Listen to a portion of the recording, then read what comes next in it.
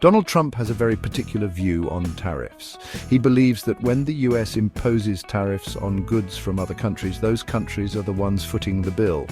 It's an idea he's repeated numerous times. He seems convinced that tariffs are a way to punish foreign nations and force them to play fair in the global marketplace. Now, you might be thinking, hang on a second, doesn't that sound a bit too good to be true?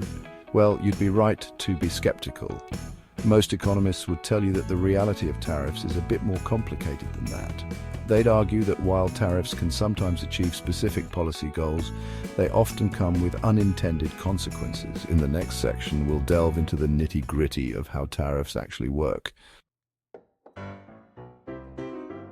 So let's break down this whole tariff thing.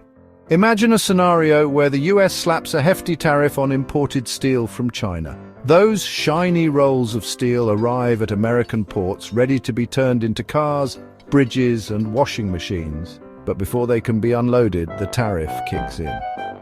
Now, who do you think ends up paying this extra charge? Contrary to what Trump might have you believe, it's not usually the Chinese steel producers. More often than not, the cost gets passed down the line. American companies importing the steel have to cough up the tariff. And guess what? They often pass that cost on to you, the consumer, in the form of higher prices for cars, appliances, and other goods made from that steel. During his presidency, Trump wasn't shy about using tariffs as a weapon in his trade wars. He slapped them on goods from China, Mexico, the European Union, you name it. His stated goal: to protect American jobs and industries from what he saw as unfair foreign competition. Did it work? Well, the results are a bit of a mixed bag. Some argue that the tariffs did provide a temporary boost to certain American industries like steel and aluminum. However, others argue that the tariffs ended up hurting American businesses and consumers more than they helped.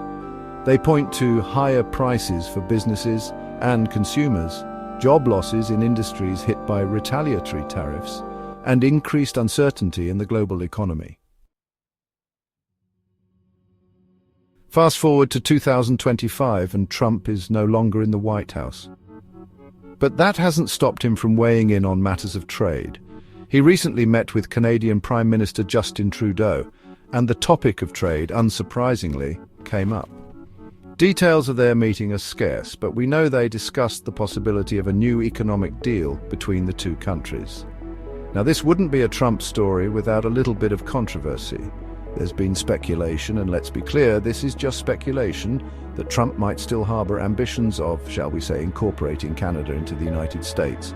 Whether Trudeau confronted Trump about these alleged annexation aspirations remains a mystery.